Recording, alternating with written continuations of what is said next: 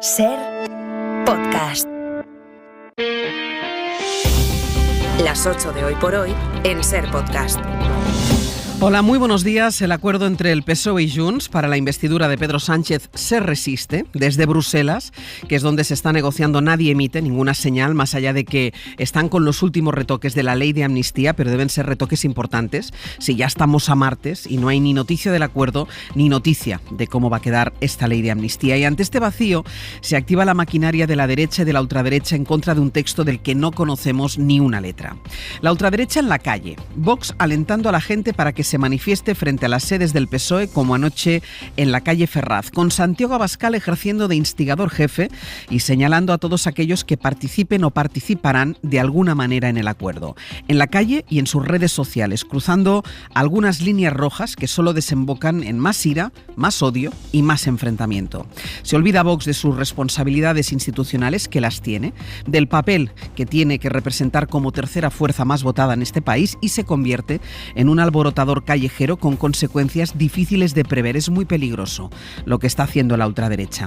Y el peligro de que esto arrastre al Partido Popular, no a todo, a un sector del PP, porque ya vimos ayer a la salida de la Junta Directiva Nacional que no todos hablan con la misma voz, y por eso debería imponerse y hacerlo explícitamente aquel sector responsable que considera que hay espacios institucionales para dirimir las diferencias. Esta es la oportunidad perfecta para que Alberto Núñez Feijóo muestre su sentido de la responsabilidad y, como líder de la oposición, aproveche las ocasiones que le brinda al Parlamento, la primera quizás en el debate de investidura, para dejar clara la posición de su partido en relación con Cataluña. Es allí donde debe hacerlo, ese es el ámbito. Porque claro, en un día como el de ayer solo faltaba que la derecha judicial irrumpiera en las negociaciones para la investidura. El juez García Castellón, después de 4 años de inactividad o casualidad, reactiva ayer la causa por el tsunami democràtic y acaba imputando a Carles Puigdemont. O los vocales conservadores del Poder Judicial, con el mandato caducado hace casi 5 años, promoviendo y votando una declaración en contra de una amnistía de la que no conocen sus términos y hablando de la abolición del Estado de Derecho. Cuando más hace falta la calma, el debate sosegado, la reflexión, siempre hay quien juega al enfrentamiento. Por eso es en estos momentos donde más debe ser visible el sentido de la responsabilidad de aquellos que ocupan lugares destacados en las instituciones. Nos va la convivencia en ello. Ángeles Barceló. ¡Pedro Sánchez! ¡Hijo de puta! ¡Pedro Sánchez! ¡Hijo de puta! Acaban de tirarnos gases lacrimógenos, la policía, por puto defender España. Unas 3.800 personas, según la delegación del Gobierno, se concentraron a las puertas de la sede socialista de la calle Ferraz en Madrid, donde la policía acabó cargando contra algunos manifestantes y lanzó gases lacrimógenos. Sastre, buenos días. Buenos días, Barceló. ¡Con los moros! ¡No tenéis cojones! ¡Con los moros! Hay 2 hombres detenidos por atentado contra la autoridad y una mujer arrestada por desobediencia grave al término de esa concentración en Madrid, que fue la más numerosa, donde hubo incidentes al acabar y en la que había participado Santiago Abascal, que llegó recibido con gritos de presidente. Tenemos el deber de estar en la calle como un español más, en este caso, para estar con nuestros compatriotas, porque estamos viviendo el peor momento de nuestra democracia, sin ninguna duda, con un golpe de Estado perpetrado. Socialistas terroristas, se llegó a escuchar la concentración de Valencia. Seguiremos en las calles, en todas las movilizaciones contra la felonía del gobierno, tuiteó Santiago Abascal. También en redes escribió Pedro Sánchez su apoyo a la militancia socialista frente al acoso de los reaccionarios, decía, y añadía el presidente en funciones: atacar las sedes del PSOE es atacar la democracia. Después de este episodio en Ferraz, no hay tuits de dirigentes del Partido Popular, cuyo partido, por su parte, convoca manifestaciones contra la amnistía en las capitales de provincia. Estaremos el 12 de noviembre a las 12 de la mañana en todas las plazas de las capitales de provincia de España, recordando que somos una democracia y un Estado de Derecho. El jueves pasado, en una charla que compartió precisamente con Feijóo, dejó dicho José María Aznar: el que pueda hacer, que haga; el que pueda aportar, que aporte; el que se pueda mover, que se mueva.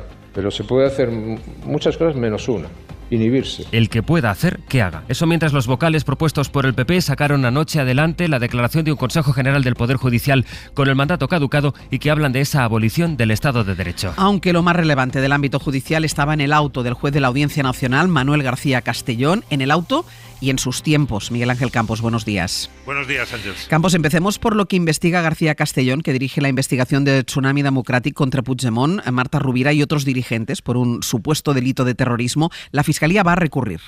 Sí, imputación contra Marta Rovira y otras 10 personas. A Puigdemont no le imputa directamente porque no puede. Debido a su aforamiento, le ofrece la posibilidad de que declare de forma voluntaria como imputado. El juez incluye en la causa a Puigdemont porque supuestamente participó en una reunión en Ginebra en agosto del 19 donde se fraguó Tsunami Democratic y porque de los mensajes entre varios sospechosos se deduce que tendría un papel clave en la organización. El juez acusa por terrorismo porque las acciones de Tsunami coinciden en el tiempo con las de los CDR y como ha calificado como terrorismo a los CDR en la otra causa que ha enviado a juicio oral, también en esta le merecen dicha consideración. La Fiscalía rechaza esta acusación por terrorismo, solo ve desórdenes públicos agravados y ha anunciado un recurso para retirar el caso de la Audiencia Nacional y que sea remitido a los juzgados de Barcelona. Los partidos independentistas ven intencionalidad política, dicen, en la decisión de García Castellón de mencionar también en ese auto al hombre francés que murió el día que se cortó el aeropuerto del Prat, aunque el infarto le dio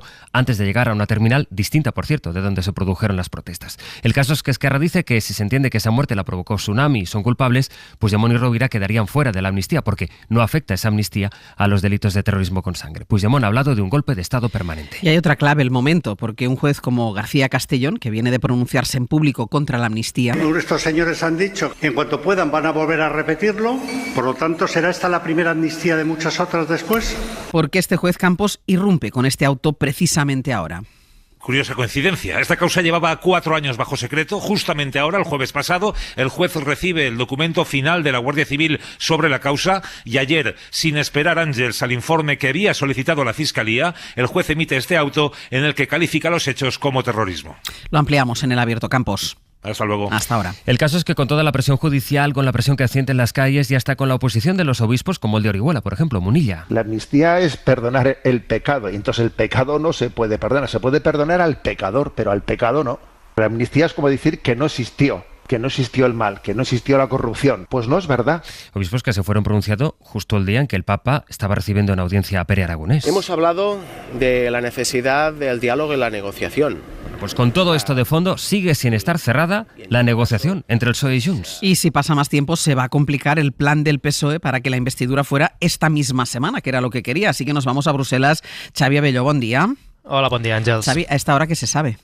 Pues que este martes van a continuar los contactos en Bruselas después de que el intercambio de papeles que se fue produciendo durante el día de ayer no diera los frutos esperados. La mayoría de los miembros de la ejecutiva de Junts per Catalunya que habían viajado para validar el pacto ya han regresado a Barcelona, aunque se han quedado en la capital belga los máximos responsables, Jordi Turull, Laura Borràs, también la líder en el Congreso Míriam Nogueras, también Santos Cerdán ha alargado su estancia con la confianza de cerrar ese acuerdo. Fuentes conocedoras insisten que el escollo que les meramente técnico de encajar jurídicamente ambas posiciones sin que la ley de amnistía quede con fisuras que la pudieran tumbar una vez llegue al Constitucional. Continúa este intercambio de papeles porque la discrepancia viene porque Junts per Catalunya sigue insistiendo en incluir en esa ley el llamado lawfare, es decir, el abuso judicial que a su parecer han sufrido algunos dirigentes independentistas y que creen que el auto del juez sobre el caso Tsunami y la imputación o posible imputación de Puigdemont son un ejemplo de ello que refuerza aún más su posición. Xavi, pues un día más pendientes de novedades. Hasta luego. Un día más.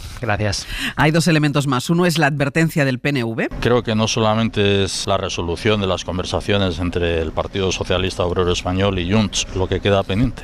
La legislatura anterior había un compromiso por parte del gobierno español. Con este mensaje del Lehendakari Urkullu de que no todo se cierra cuando se cierre con Junts, ya veremos. Y la otra consideración es el editorial del Financial Times a favor de la amnistía. Dice que Sánchez se la juega con su oferta a los independentistas y aunque lo haga para permanecer en el poder, eso no significa que no valga la pena apostar por esa vía, sostiene este diario londinense que ve en la amnistía una medida adecuada. Así empezamos la mañana de este martes, en el que, como habrán notado, con el frío va a cambiar el tiempo, Jordi. Sobre todo durante la mañana es cuando más se va a notar el frío. El sol lucirá la mayor parte del día en casi todo el país, por eso durante la tarde el frío quedará atenuado, con máximas entre los 15 y los 20 grados. Una excepción, ambiente frío todo el día en Galicia, el Cantábrico y gran parte de Castilla y León, así como en La Rioja, y es que aquí nubes abundantes, ya están dejando algunos chubascos. En la Ibérica la nieve caerá a partir de unos 1.200 metros. En el mapa para entender el mundo...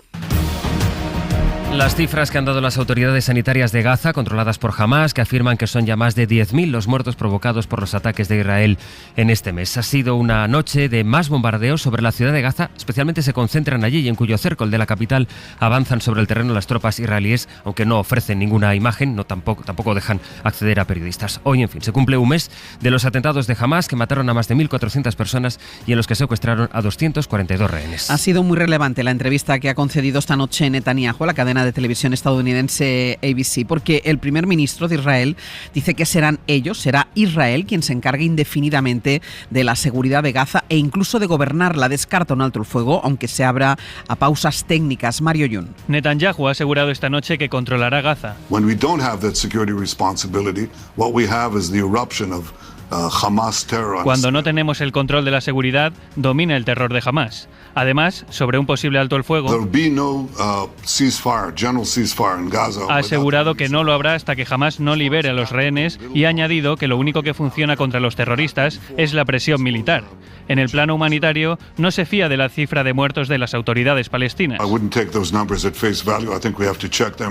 Habría que comprobar esos números, afirma. Y sobre la posible intervención de Irán o Hezbollah en la guerra, ha sentenciado que espera que no cometan ese error. Ha avisado la ONU mientras de que a este ritmo este próximo fin de semana se van a acabar los alimentos básicos para los habitantes de la franja. Gaza is becoming a graveyard for children. Ha dicho el secretario general Guterres que Gaza se ha convertido en un cementerio de niños, que lo que se vive en la franja es una crisis de humanidad, no humanitaria, y ha recordado que estamos siendo testigos de violaciones de la ley constantes. Y esta mañana va a venir al programa el presidente de Canarias, Fernando Clavijo, al que preguntaremos por la crisis migratoria, porque, como les estamos contando estos días, han llegado a las islas más personas migrantes que durante la crisis de los cayucos. Andrea Expósito, buenos días. ¿Qué tal? Buenos días. Y además es noticia que este lunes, después de haberse superado la barrera de las 31.678 personas llegadas a las islas por la ruta migratoria canaria, la cifra récord hasta entonces, la de la crisis de los cayucos de 2006, ayer no se haya registrado ninguna llegada de migrantes a las costas canarias. Han llegado este año unas 32.000 personas en total y el gobierno autonómico sigue demandando más recursos, más financiación y regulación por ley para el traslado de migrantes a la península, mientras este lunes ha fallecido otra de esas personas que estaba ingresada en el Hospital Insular Virgen de los Reyes del Hierro tras su llegada en una de las 4 embarcaciones rescatadas durante la madrugada del pasado sábado, con 740 personas a bordo. Solo en la última semana se han contabilizado ya una decena de fallecimientos en la que es ya una de las rutas migratorias más mortíferas del mundo. Hoy por hoy noticias. Ser podcast. El gobierno de Giorgia Meloni ha dado de urgencia la nacionalidad a una bebé británica de 8 meses, ya que los médicos de su país la iban a desconectar porque creen que alargar el tratamiento de la enfermedad incurable que padece es alargarle el sufrimiento.